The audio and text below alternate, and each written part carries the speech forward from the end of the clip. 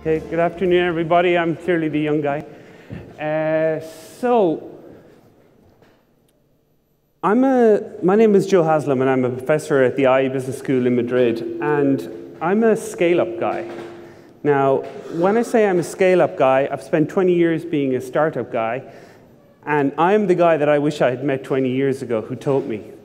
I went through 6 businesses. Some were successful, some were not successful. I don't like the word failure in the way that Reinhold talked about it. But one thing I learned is that all of the attention that goes into startups, I think, is actually creating too much of a boom. And I prefer, instead of talking about startups, to talk about pre-scale-ups, or indeed to just go on about scale-ups. In other words, I think that entrepreneurship is much less about startups and much more about scale-ups. So I hope someone will come after me and talk to me about this conversation, and probably the worst introductory thing they can say is, "Hi, I have a startup." My advice to you is say, "Hi, I have a pre-scale-up," or "I have a scale-up," or "I want to have a scale-up." But talking about startups, I think, is the thing I'm not interested in talking about.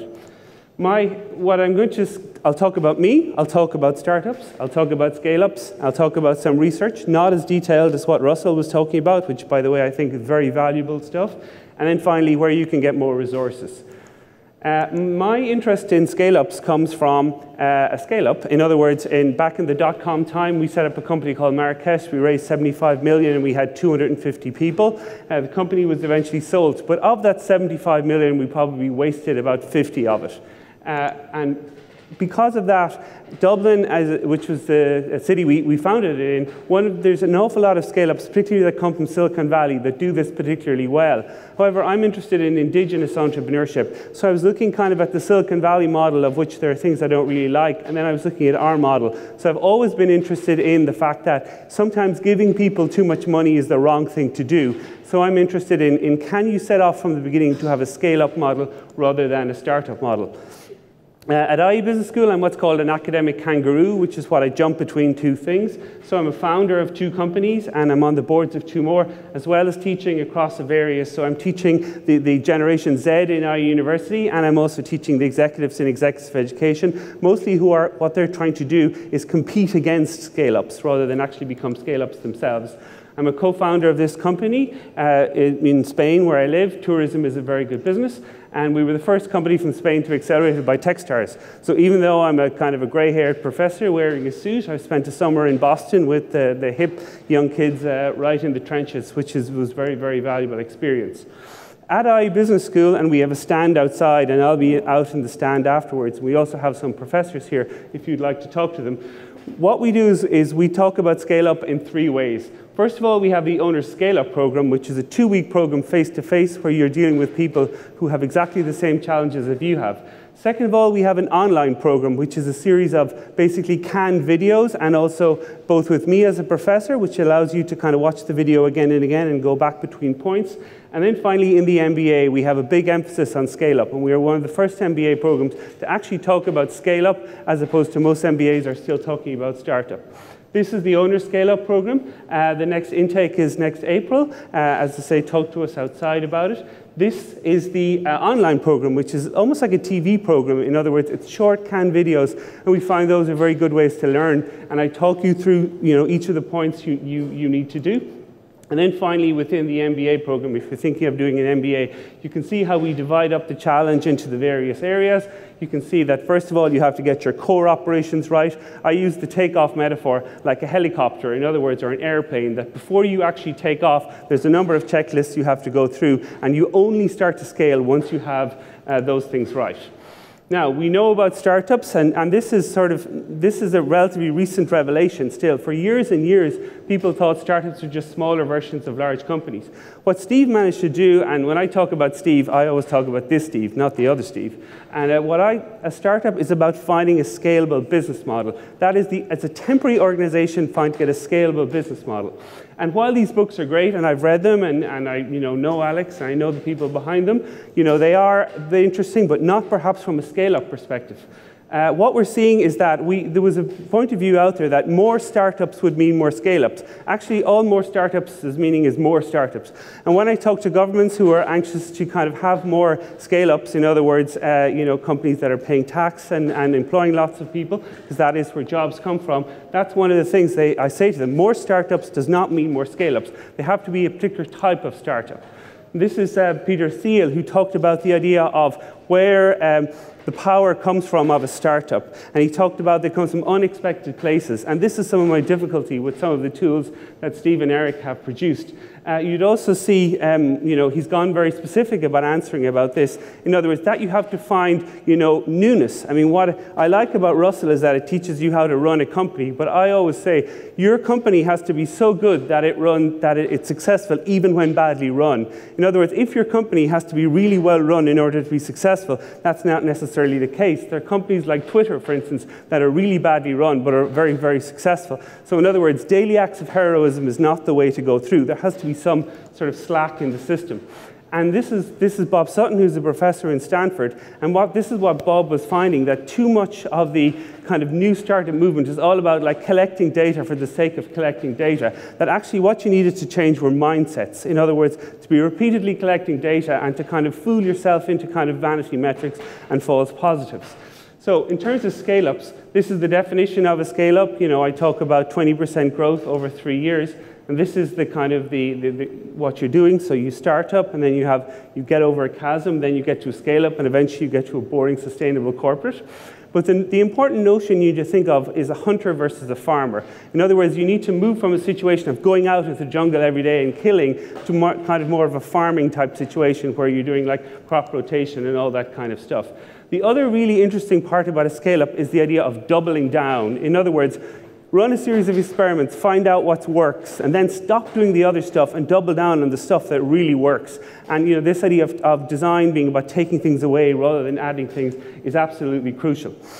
I get now to the kind of controversial bit, which is, we have a masterclass tomorrow, which we're running. Again, you can talk to us in the stand. It's in the Hilton in Valletta, where I'm going to go into great detail about this. But somehow management has become really uncool. And analysis similar to what Russell presented found that why businesses in Britain don't scale up is that they have lost a kind of a respect for management. Managing and these kind of things are somehow uncool. And we need to return to those kind of disciplines if we're going to start scaling up. The other thing is to criticize MBAs in business schools as not being centers of entrepreneurship. Well, maybe going to business school won't make you an entrepreneur, but it'll certainly give you the skills in order to scale up. And if you look at all the big Silicon Valley companies, there's probably an MBA in there who brought very important skills into the mix. Now, in terms of our research, one of the things I did was we started to look at the phenomenon of scaling in nature. I didn't find an awful lot of academic research into scaling, but what I started to look at is things that scales, everything from forest fires, even to how cancer multiplies itself in the human body, and started to look at all of these phenomena in nature. Fortunately, there was a guy called Geoffrey West who has been doing this for 30 years, and fortunately, he has just written a really interesting book. But that's what I study in terms of scaling. How you build buildings, when you're building a building, when you have to kind of go out rather than you can't go up anymore. And the phenomenon of scaling that's the kind of thing as much as you have to look to understand how to scale businesses. We have a video here. I work with Daniel, who's a Swiss professor in IE, and you can watch this video, and we talk about what we find in terms of why startups don't scale. And we kind of have simmered it down to 5 things. The first thing is that overemphasis on lean startup. In other words, you can't get too lean too quickly. In other words, sometimes by getting lean, you take away the fat, and actually the fat is what makes you scale. So in other words, being over lean is not a great thing all of the time. The second thing is the blitzscaling model. The blitzscaling model and even the hyperscaling model in China is a very specific thing based around a very particular state of circumstances, both of which I think are in decline. In other words, that works for less than 1% of the world. So while we study what they do, we don't necessarily, I would not advocate a Silicon Valley type solution. The next thing is this idea of going from 0 to 1. In other words, what you want to do is not get a small bit better, a kind of a sustaining innovation. In other words, what you need to do is have a kind of a breakthrough technology that is so good and so different that it differentiates you from the Twitter kind of scenario where even if you're badly run, you can be successful. Next thing is there used to be an old engineering slogan that you can be good, quick, and cheap. Whereas a company like Amazon have proved that you can be all three. What they used to say was, I can give you good or I can give you quick, but I can't give you cheap. In other words, two of the same three things. This is called the magic triangle and has been a cornerstone of operations research. This is why I work with Daniel, who's an operations professor, and he was the guy who said, like, why don't you entrepreneur guys talk to us operations guys? We have an awful lot of discipline. The final thing is that there is a danger when you're successful, in other words, when you raise a Series A or a Series B, to start thinking you're successful. Actually, the risks are even bigger. Just because you walk into an office, just because you have more employees, just because people call you boss, just because you're in the Times of Malta, sorry, little joke there. Anyway, the interesting part is that doesn't necessarily make you successful. So in other words, the risks are even greater the more successful you get, plus because of the fact you have to double down.